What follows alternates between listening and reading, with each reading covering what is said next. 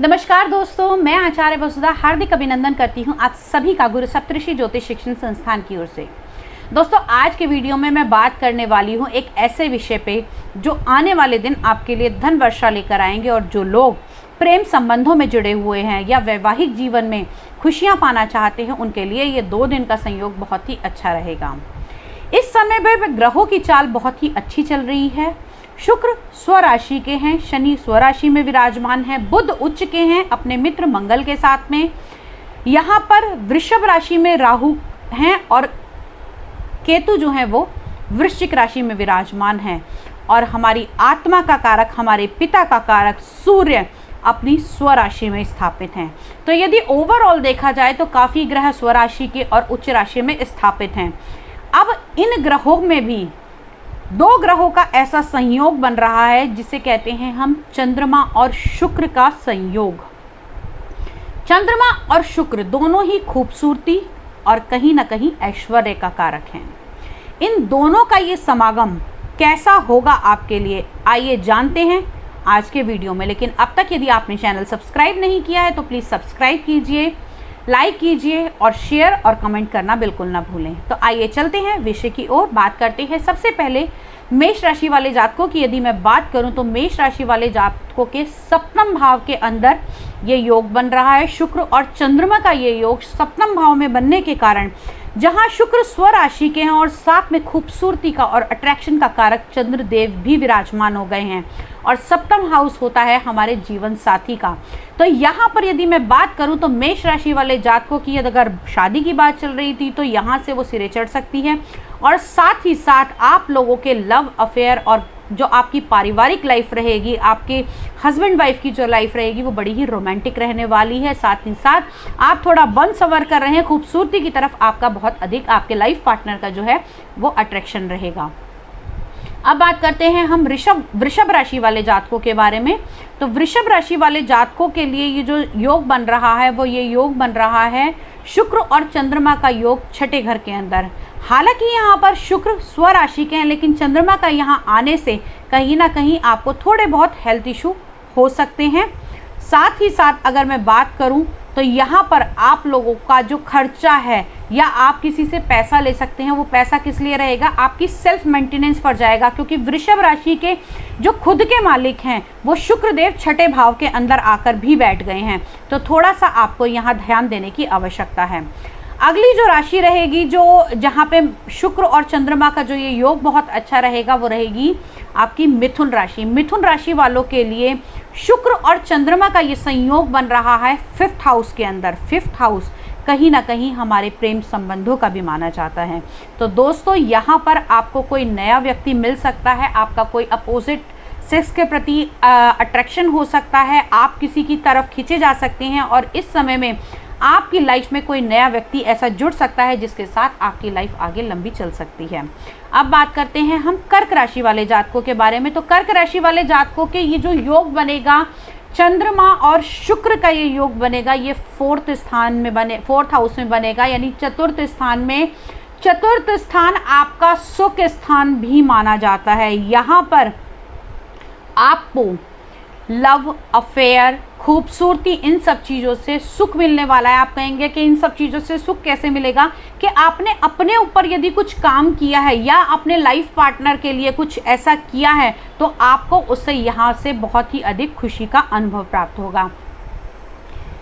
सिंह राशि वाले जातकों के ये 3रे भाव के अंदर ये योग बनेगा, शुक्र और चंद्रमा का योग। यहाँ से थोड़ा सा आपको सावधानी बरतने की आवश्यकता है। यहाँ पर सूर्य आपकी खुद की राशि में है तो थोड़ा सा ईगोइस्टिक हो सकते हैं।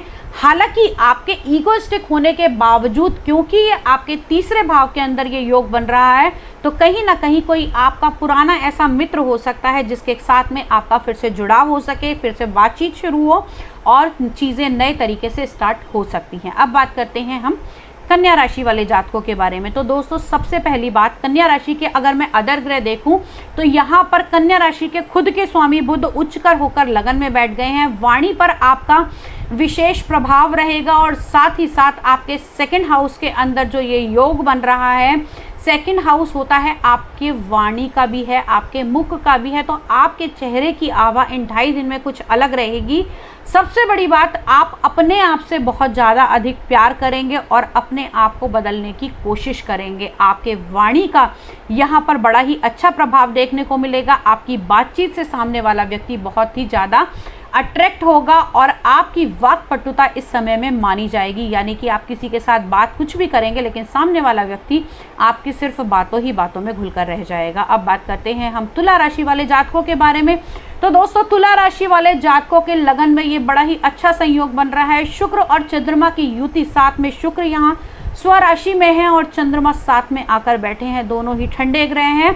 तो इस टाइम में आप बड़ा ही काम रहेंगे, बड़े ही खूबसूरती की तरफ अट्रैक्ट होंगे और साथ ही साथ कुछ नया लेने की आप सोच सकते हैं। जैसे आप कुछ नया डायमंड खरीद सकते हैं, कुछ फैशन एसेसरीज खरीद सकते हैं और अपने आप को बहुत ही अच्छा से मेंटेन करेंगे। और सबसे बड़ी बात यह कि आपको अपने अंदर एक नया बदलाव दिखेगा, एक नए आत्मविश्वास की जागृति होगी। अब बात करते हैं हम वृश्चिक राशि वाले जातकों के बारे में। तो दोस्तों, वृश्चिक राशि वाले जातकों के ये 12वें भाव के अंदर योग बनेगा। कहीं ना कहीं जहां हम 12वां भाव हॉस्पिटल का देखते हैं, वहीं शुक्र 12वें भाव के अंदर, और वो भी स्वराशि के विराजमान हो। साथ में यदि चंद्रमा आ जाए तो कहने ही क्या। यहाँ पर आपके लिए हमें बहुत अच्छे संयोग बन रहे हैं। जिन लोगों के अभी तक कुछ फैमिली में कुछ मैटर चल रहे थे, वहाँ पर ये मैटर सॉल्व होते हुए दिखाई देंगे। और साथ ही साथ आप कहीं घूमने का प्लान भी इस समय में बना सकते हैं, अपने जीवन साथी के साथ, अपने लाइफ पार्टनर के साथ, अपने लव अपोनेंट के साथ आप बाहर का योग बना सकते हैं। बाहर जाने की संभावना आपकी बन सकती है। अब बात करते हैं हम धनु राशि वाले जातकों के। तो दोस्तों, धनु राशि वाले जातकों के शुक्र और चंद्रमा का ये महासंयोग बनेगा आपके 11वें स्थान के अंदर, यानी कि इच्छा पूर्ति के स्थान में। धनु राशि वाले जातकों में बहुत कुछ ऐसे लोग होंगे जो सिर्फ अभी एक तरफा प्यार के अंदर होंगे। यदि आप इन 2.5 दिन के अंदर अपने जो आपका जिसको आप पसंद करते हैं उससे अपने मन की बात कहेंगे तो निश्चय ही आपको उससे अच्छे रिजल्ट मिलेंगे। सामने वाला व्यक्ति आपके प्यार को, आपकी फीलिंग को इस समय में समझ पाएगा और आपकी इच्छाओं की भी पूर्ति होगी। साथ ही साथ ये प्रॉफिट का भाव भी है, तो जिन लोगों का कहीं ना कहीं पैसा रुका हुआ था वो भी इस समय में वापस आ सकता है। अब बात करते हैं हम कुंभ राशि वाले जातकों के बारे में। तो दोस्तों, कुंभ राशि वाले जातकों के क्योंकि ये कर्म स्थान में बन रहा है और जो लोग, विशेषकर ये योग उनके लिए रहेगा जो लोग फैशन लाइन से जुड़े हुए हैं, खाने पीने का काम करते हैं, एसेसरीज से जुड़े हुए हैं, या कहीं ना कहीं इंटीरियर का काम करते हैं, या फिर ये लोग किसी मेडिकल लाइन से जुड़े हुए हैं। उन लोगों के लिए ये जो संयोग रहेगा ये बहुत ही अच्छा रहेगा। कर्म स्थान में ये योग जो बन रहा है। अब बात करते हैं हम कुंभ राशि वाले जातकों के बारे में। तो कुंभ राशि वाले जातकों के भाग्य भाव के स्वामी के साथ स्वयं खुद शुक्र विराजमान है और साथ में चंद्रमा आ गए हैं। चंद्रमा अगर देखा जाए तो आपके 6ठे भाव के स्वामी हैं, क्योंकि 6ठा भाव हमारा रोग, ऋण, शत्रु का माना जाता है। शुक्र का यहाँ साथ में होना, तो यदि कहीं ना कहीं आपके भाग्य के कारण ऐसा काम रुका हुआ था जो अब तक नहीं हो रहा था, कोई लोन रुका हुआ था या कहीं शेयर मार्केट में आपका पैसा रुका हुआ था, तो इस समय में वो वापसी आ सकता है। क्योंकि 6ठा भाव कहीं ना कहीं हम ये भी देखते हैं कि आपका जोखिम का भी भाव देखा जाता है और बैड डेब्ट्स का भी भाव देखा जाता है। अब बात करते हैं हम मीन राशि वाले जातकों के बारे में। तो दोस्तों, मीन राशि वाले जातकों को इस समय थोड़ा सा संभल कर चलने की आवश्यकता है। शुक्र और चंद्रमा का जो ये संयोग बनेगा आपके अष्टम भाव के अंदर बनेगा। अष्टम भाव कहीं ना कहीं आपको यहाँ रीनल इन्फेक्शन दे सकता है। साथ ही साथ चंद्रमा और शुक्र का यहाँ होना आपको यूरिन से संबंधी कुछ रोग हो सकते हैं। साथ ही साथ आप कहीं मंत्र चैंटिंग में या फिर कहीं ऐसी जगह पे इन्वॉल्व हो सकते हैं जहाँ से आपको नई चीज़ों की खोज होगी। और वो खोज किस चीज़ की करेंगे आप? खूबसूरती से रिलेटेड, फीमेल से रिलेटेड कोई भी ऐसी चीज़, क्योंकि दोनों ही स्त्री ग्रह माने जाते हैं। तो यहाँ पर आपकी ये खोज शुरुआत हो सकती है।